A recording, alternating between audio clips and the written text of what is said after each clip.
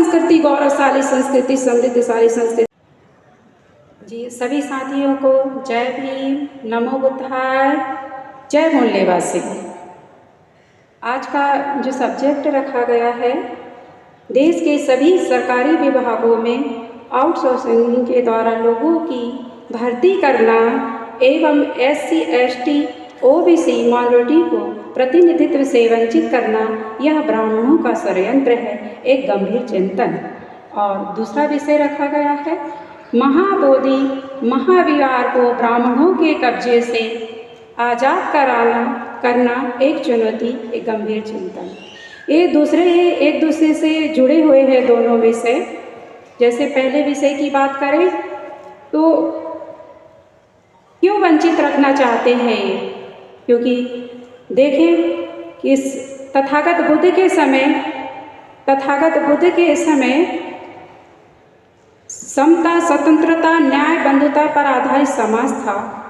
और उसके बाद में जब पुष्यमित्र शुंग का राज आया तो इसे 6 जो नागवंशी समाज था उसे 6747 जातियों में बांट दिया गया और उसे अलग अलग जाति के कारण उसे आपस में लड़ाया गया, एक दूसरे से छुआछूत, ऊंच नीच का व्यवहार इस तरह से उनके दिमाग में डाला गया और ये हजारों वर्षों से चली आ रही थी, जिसे हमारे बाबा साहब अम्बेडकर ने संविधान में प्रावधान देकर उसे फिर से उस 6747 जातियों को 4 वर्गों में विभाजित किया, SC, ST, OBC और माइनॉरिटी। उस हिसाब से उन्हें संविधान में प्रतिनिधित्व दिया। संविधान क्या है? समता, स्वतंत्रता, न्याय और बंधुता पर आधारित। क्योंकि इसे बाबा साहब अम्बेडकर ने चुनौती देके कहा था संसद में कि मैं जो ये सिद्धांत ले रहा हूँ वो बुद्ध के जो लोक कल्याणकारी है, विश्व कल्याणकारी है, ऐसे में समता, स्वतंत्रता, न्याय और बंधुता का ये 4 सिद्धांत ले रहा हूँ।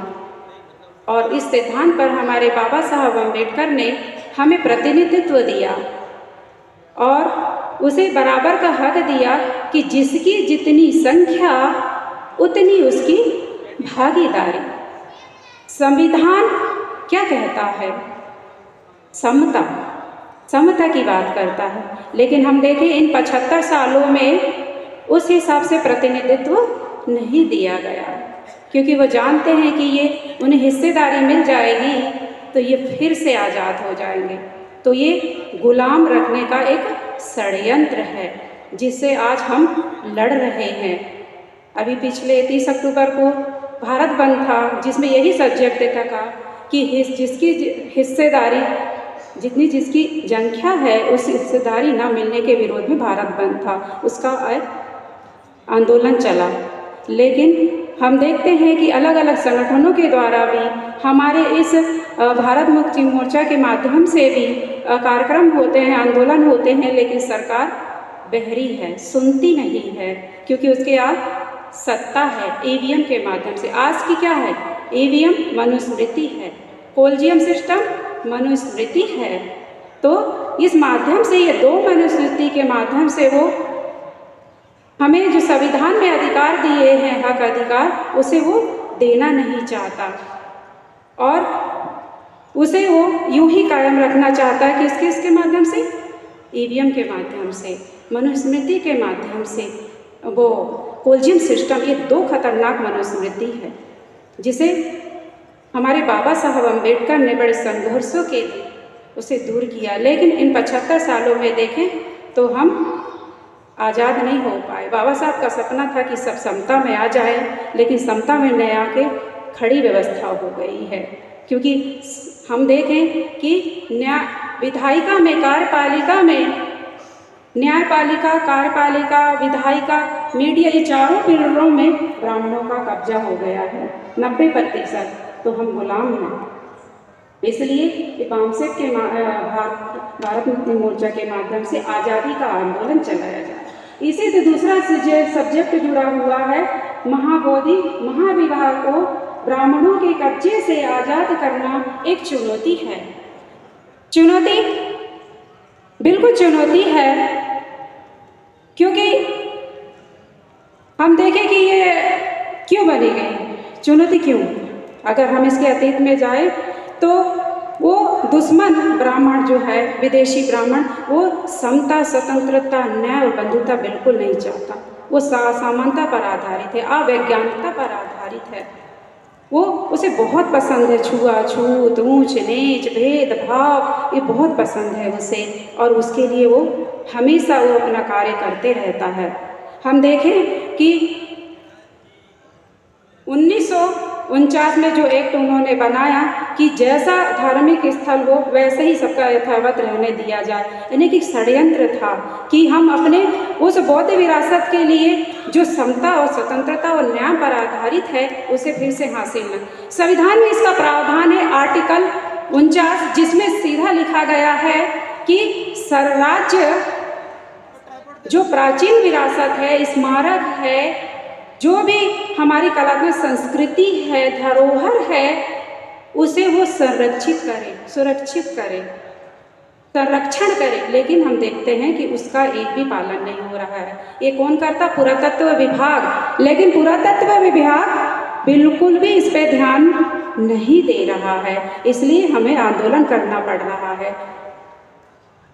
बहरे कर लिया उसने काम, जबकि संविधान उसको सीधा सीधा निर्देश देता है।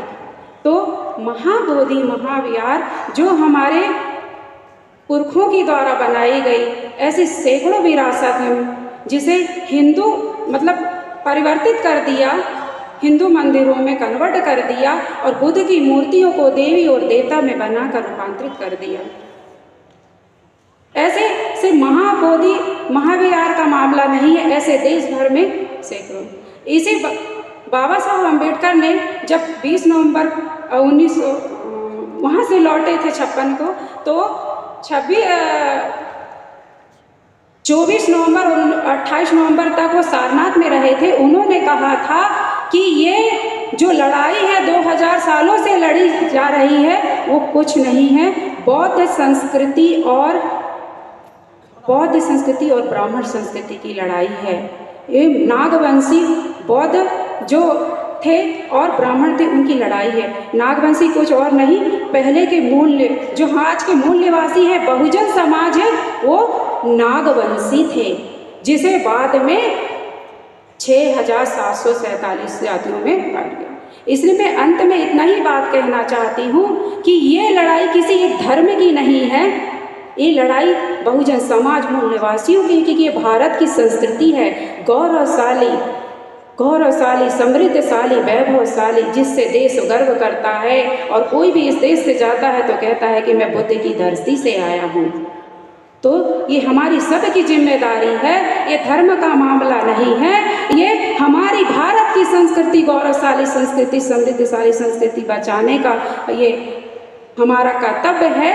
जिस तरह से हमारे बाबा साहब अम्बेडकर ने और माताई रमाई ने सब के लिए लड़ा, हमारे हक अधिकारों के लिए, और इसी कहना चाहती हूँ आप लोगों से, ऐसे ही हमें ये संस्कृति, क्योंकि भारत की हमारी गौरवशाली संस्कृति है जो हमसे छीनी जा रही है, उसे हमारा बचाना सभी मूल निवासियों का कर्तव्य है। ये ना देखें कि मैं इस जाति से, इस धर्म से, इस वर्ग से आता हूँ, इस जाति से आता हूँ, इस वर्ग से आता हूँ, बिल्कुल ना सोचे। ये हमारी भारत की संस्कृति बचाने का सवाल है।